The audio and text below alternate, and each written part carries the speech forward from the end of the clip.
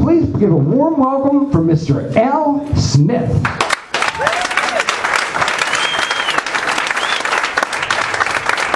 Yes, Philadelphia.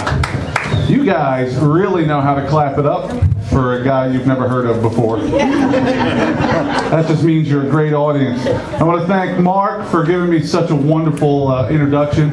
Mark is not only a great comedian, but he's been like a mentor to me. He's not aware of that, so the relationship is more stalker-victim based, actually. You know, but it works for us. It's good. And that's why he forgot you. Yeah. So, you know, I want to start off tonight. I want to talk to you guys about my kids, about my youngest son. My youngest son's 11, and he has autism. And I'm not trying to bring the room down, but I just want to tell you, he's really into my comedy career. As a matter of fact, about 6 months ago, he looks up at me and goes, "You're going to do great, Dad, because I believe in you." I know, aren't you guys obligated to laugh at my stuff after hearing that? I mean, really, that boy is counting on you. Tomorrow morning when I wake him up, he's going to want to know how I did. And I go, you know what? I killed last night, son. And tears are going to stream down his pretty little face because he doesn't understand metaphor. Are you going to jail, Dad? I'm not going to jail, son. Did you hide the body, Dad? No, I didn't hide the body, son. I will help you hide the body, Dad. No, I don't know whether to be proud or scared. You know? He's like a combination between Rain Man and Tony Soprano. We're going to need a bucket of lye and a fishing boat. Definitely a fishing boat. You know, but he's really into me doing comedy. He wants me to teach him jokes all the time. So I try, and I told him one. I said, "Okay, son, how did the baby get across the road?"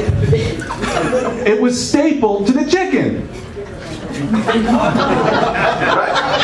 That's a good kid joke. But his response was, "No, no, Dad, no. Because then the chicken would be dead." Yeah, complete disregard for the baby safety, by the way.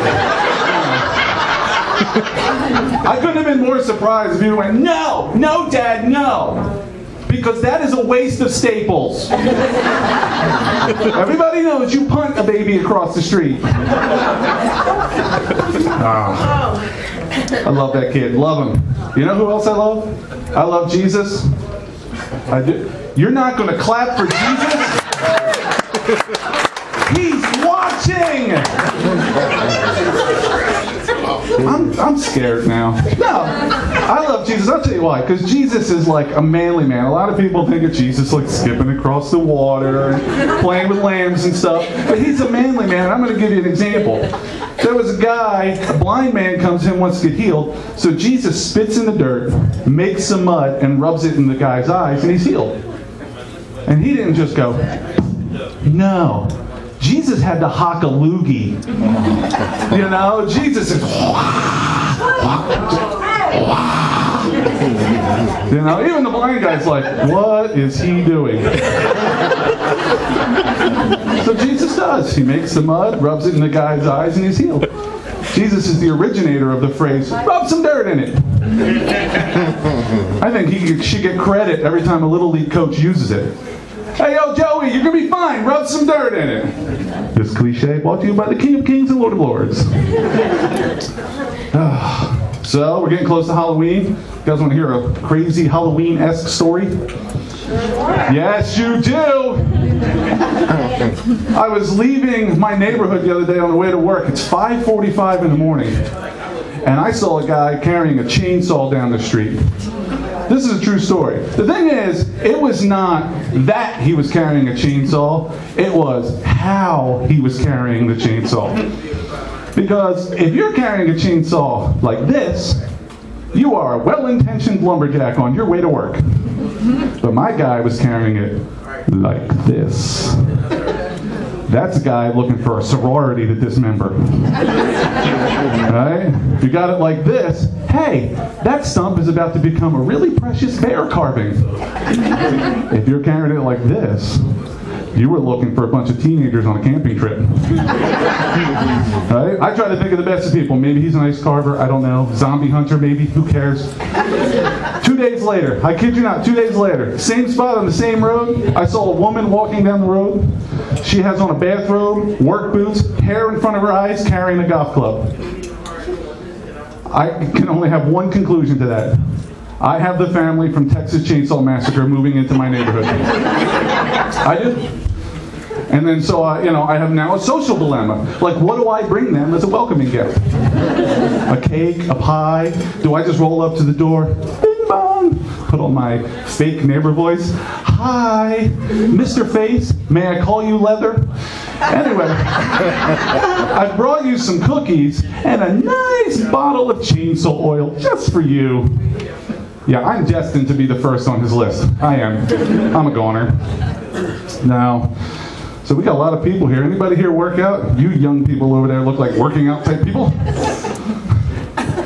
Now, I would work out. I would. If it wasn't for all the work.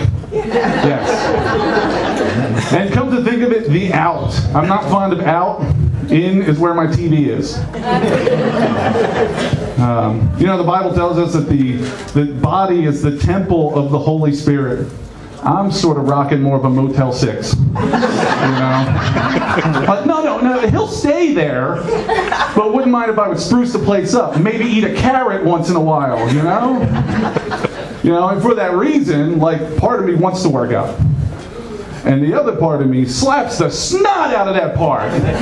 What are you doing? We're watching Duck Dynasty and eating Funyuns. You better cut it out with that working out stuff.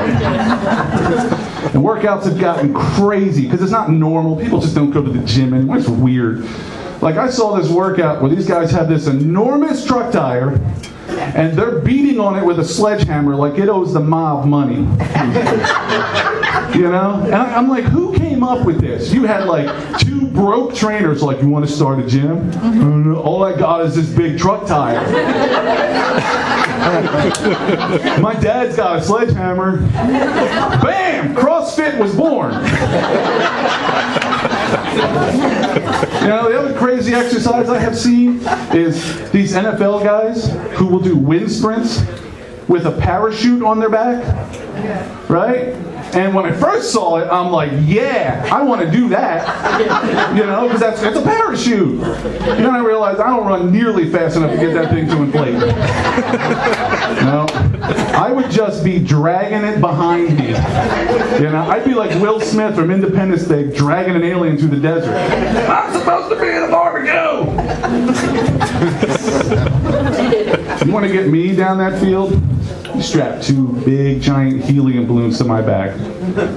I will Mary Poppins my way down that field. Supercalifragilistic, chumps. I will make that easy. You guys ever heard of an ultra marathon? No? Oh, you're going to love this. 62 miles. Yeah. I don't even like to drive 62 miles. 62 miles? We had some friends over, and she was getting texts from a guy who was running one of these things. And he was done, and everybody was happy. And then she was getting the injury report. He was on his way to the hospital. He had internal bleeding.